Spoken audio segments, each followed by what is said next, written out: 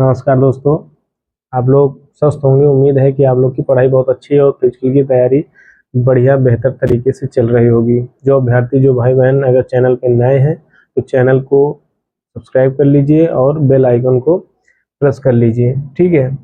अगर आज हम लोग बात करने वाले हैं कि जो फाइनल आंसर की आ चुकी है, ठीक है, हम इसीलिए सबसे पहले वीडियो नहीं डाले हैं क्योंकि उस पर थोड़ा रिसर्च करना था, थोड़ा और जानकारी हासिल करनी थी, तो उस पर हम थोड़ा समय लग गया। तो खैर कोई नहीं, बात करते हैं हम कि जो फाइनल आंसर किया है उस पर आज हम लोग बात करेंगे। उस पर देखो स्पष्ट बता दिया गया है कि जो विज्ञप्ति अभी रिसेंटली जारी हुई है उस पर बताया गया है कि अब कोई भी आंसर की नहीं जारी की जाएगी, मतलब कि ये आपकी अंतिम आंसर की थी। ठीक है। और इस पे कोई आपत्ति भी नहीं दर्ज किया जाएगा किसी भी प्रश्न को लेकर या किसी भी और चीज़ को लेकर।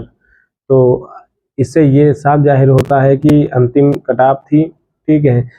यह कटाव कहें आंसर की थी। ठीक है। कटाव जब भी आएगी तो जो होगा उस पर हम लोग बाद में डिस्कस करेंगे।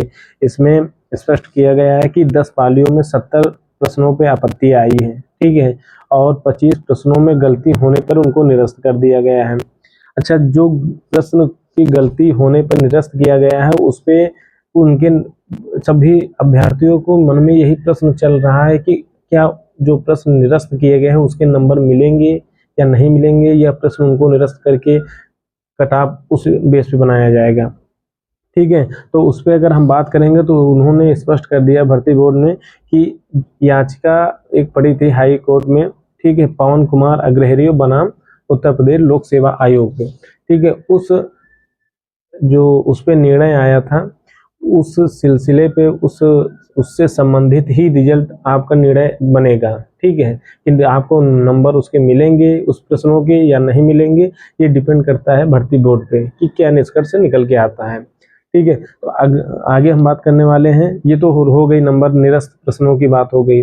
अब इसमें हम बात करने हैं जो डीबीपीएसटी होनी कब है। ठीक है। डीबीपीएसटी कब होनी है और डीबीपीएसटी के होने के बाद फिजिकल मतलब रनिंग आप लोगों की कब होगी।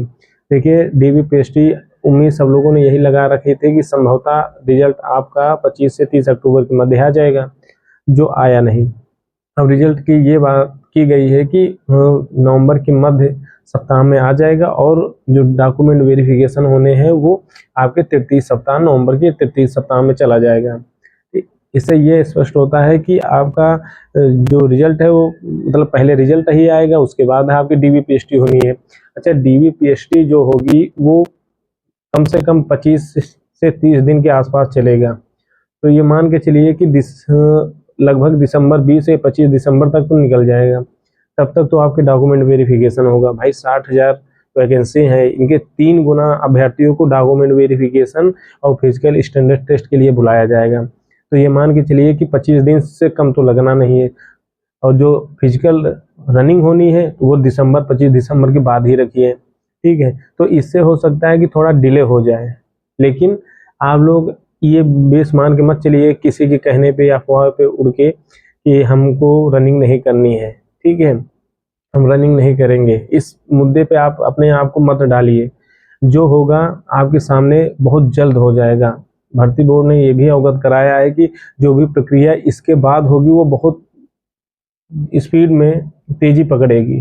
तो इस गलती में मत रहें कि हमारा रनिंग अभी बाद में होनी है, डीबीपीएसटी होनी है, ठीक है, वेरिफिकेशन, तो इस कारण मत बैठे। तो मैंने आपको ये जो विज्ञप्ति जारी हुई इसके बारे में पूरी जानकारी अवगत करा दिया है और उम्मीद करता हूँ कि आप लोग किसी भी गलत अफवाह में मत पड़ें। अगर रनिंग कर रहे हैं तो रनिंग करें। ठीक है। ये जानकारी मेरी थी और बाकी जो भी आएगा अवगत कराया जाएगा भर्ती बोर्ड के द्वारा। मैं आपको सबसे पहले अवगत कराऊंगा। हो सकता है कि कुछ समय बाद मेरी वीडियो आए तो उससे आप परेशान मत होइए, लेकिन जो मैं बताऊंगा वो जेन्युइन होगा। ठीक है। आप लोग अपने रनिंग पे विशेष ध्यान दीजिए। रनिंग में लड़के बहुत बाहर होते हैं, महिलाएं बहुत बाहर होती हैं, तो गलत चीज़ों पे मत पड़े। रनिंग जहाँ भी सड़क पे हो रही है वहाँ करिए, या फिर अपने ग्राउंड के पास में ग्राउंड हो तो वहाँ करिए। कंटिन्यू करते रहिए। जय हिंद, जय भारत।